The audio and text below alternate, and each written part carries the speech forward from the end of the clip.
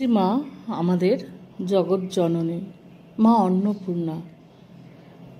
সেখানে মা জগৎ জননী হয়েও কত কষ্টই না ভোগ করেছে। সেই রকমই একটি ঘটনা হলো, তৈলক্য বিশ্বাস আমাকে 7টি করে টাকা দিত। ঠাকুর দেহ রাখার পর দিনু খাজাঞ্চি ও অন্যান্য সকলে লেগে ওই টাকা বন্ধ করলে। আত্মীয় যারা ছিল তারা মানুষ বুদ্ধি করলে ও তাদের সঙ্গে যোগ দিলে। নরেনও কত বলেছিল, মায়ের ওই টাকাটা বন্ধ করো না, তবু করলে। তা দেখো, ঠাকুরের ইচ্ছায় অমন কত সাতগণ্ডা এলো গেল। দিনু ফিনু সবকে কোথায় গেছে, এমন ঠাকুরই চলে গেছেন। টাকা নিয়ে আর আমি কি করব? আমার তো এ পর্যন্ত কোনো কষ্টই হয়নি, কেনই বা হবে? ঠাকুর আমাকে বলেছিলেন, আমার চিন্তা যে করে সে কখনো খায় কষ্ট পায় না। টাকাতে কি আছে? ঠাকুর তো টাকা ছুঁতেই পারতেন না, হাত বেঁকে যেত। তিনি বলতেন, জগৎটা সত্যি, তবে তোদের কামার পুকুরটাই সোনা দিয়ে মুড়ে দিয়ে যেতুম। জানি ওসব কিছু না, ভগবানই সত্যি।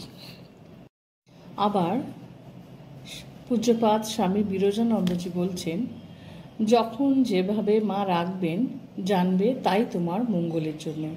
তুমি বোঝো আর নাই বোঝো, সুখ দুঃখ সবই তার পদ্মহস্তের মঙ্গল স্পর্শ। তার লীলা কে বুঝবে? সুখে রাখুন দুঃখে রাখুন সবই তার আশীর্বাদ বলে ঘাড় পেতে নেবে। শ্রী মায়ের কথা থেকে একদিন ভগবানে বিশ্বাস সম্বন্ধে কথা উঠলে মা বলেন, বাবা, শুধু পড়লে কি আর বিশ্বাস হয়? বেশি পড়লে গুলিয়ে যায়। ঠাকুর বলতেন, জগৎ মিথ্যা, তিনি সত্য। এটি শাস্ত্র পড়ে জেনে নিতে হয়। এই যেমন তোমাকে চিঠি লিখলাম, এই জিনিসগুলি নিয়ে তুমি আসবে। তা চিঠির দরকার কতক্ষণ? যতক্ষণ তাতে কি কি আছে সেগুলো না জানা আছে ততক্ষণে। যাই জানা হয়ে গেল, আর চিঠির দরকার কি? সেই সব জিনিস নিয়ে তো আমার সঙ্গে দেখা করবে, না হলে দিন রাত চিঠি পড়ে লাভ আর কি হবে? অর্থাৎ আমাদের জীবন যুদ্ধে এগোতে গেলে প্রতিটা পদক্ষেপে আমরা হোঁচট খাই।